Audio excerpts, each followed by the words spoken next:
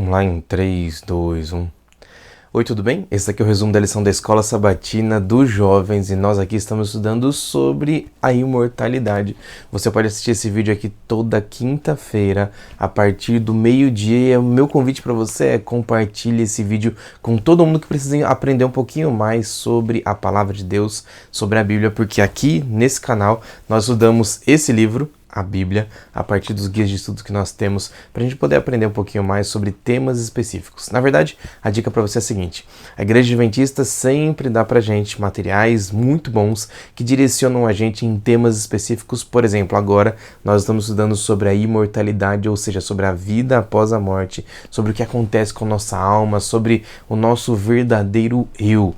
É por isso que nós estamos aqui e o convite para você é para que você compartilhe com todo mundo que você conhece. Esse vídeo aqui é produzido em parceria, obviamente, com a Igreja do NASP, o lugar onde eu tenho trabalhado hoje, e eu convido você a estar com a gente também, talvez pelas redes sociais, ou então, quem sabe, você pode participar com a gente aqui junto presencialmente. A nossa igreja fica aqui na Zona Sul de São Paulo. Procura um pouquinho no Google mesmo, Igreja UNASP SP, e você vai encontrar a nossa sede, a nossa igreja.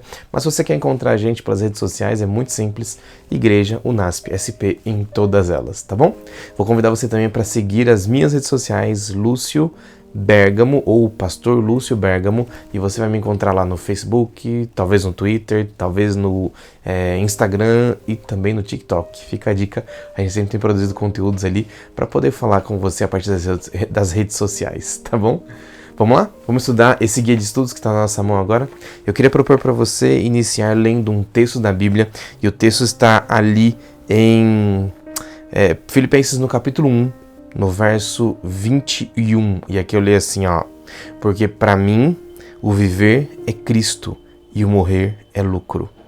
Algumas pessoas atribuem esse texto ou essa frase do apóstolo Paulo à vontade dele de morrer.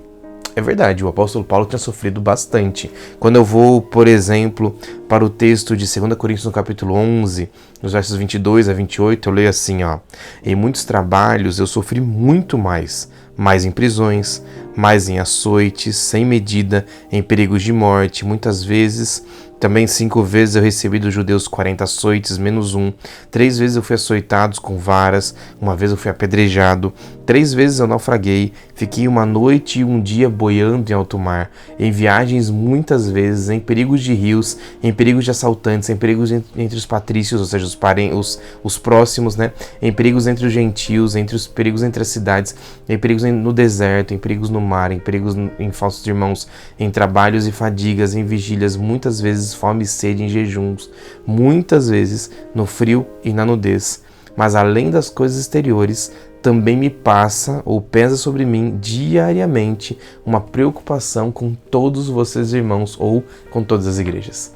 O apóstolo Paulo era uma pessoa exemplar, na verdade ele trabalhava demais. Se a gente fosse comparar com os dias de hoje, a gente diria que ele era um workaholic ou alguém que está indo perto do burnout, sabe? Quando você trabalha a ponto de você não ver o final. O apóstolo Paulo estava reclamando sobre isso nesses 2 textos.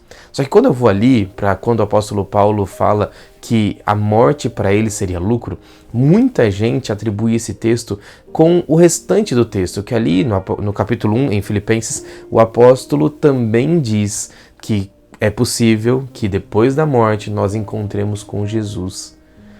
Dá a entender, se você não estiver prestando muita atenção, que assim que a gente morre, nós vamos para o céu.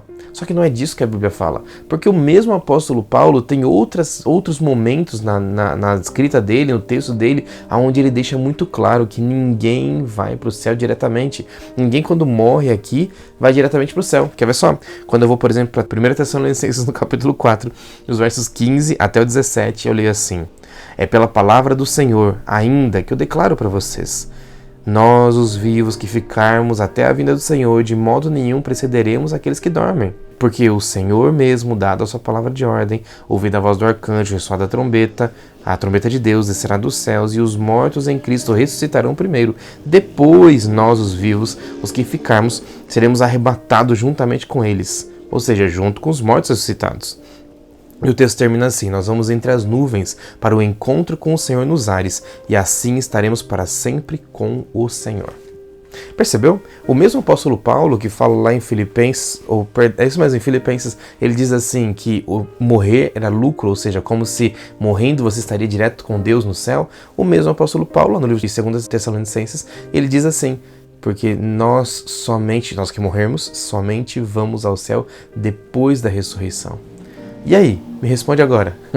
A resposta é muito simples, porque em outros lugares da Bíblia, em outros momentos, quando a Bíblia também fala sobre morte, ela também traz textos parecidos dizendo assim: ninguém vai ao céu direto. O próprio Jesus, quando disse aquele ladrão na cruz, os dois pendurados na cruz, ele disse assim: certamente digo hoje, estarás comigo no paraíso. Pode ser que sua Bíblia tenha um detalhe ali de tradução, mas o texto diz exatamente isso: certamente eu te digo hoje. Eu estou dizendo uma coisa certa para você hoje: você vai estar comigo no paraíso quando eu estiver lá. Jesus é claro em todos os escritos bíblicos. Nós não vamos ao céu assim que nós morremos, mas nós sim podemos nos preparar aqui nessa terra para poder encontrar com Jesus lá no céu. Quando o apóstolo Paulo diz sobre o sofrimento dele, sobre a fadiga, do peso, da preocupação como um pastor daquelas igrejas, ele também estava dizendo: pensem na vida de vocês, pensem na entrega que vocês precisam fazer, pensem na forma como vocês vivem a vida de vocês, porque é muito importante que na vida de vocês todos aí, vocês tenham uma vida com Jesus feliz.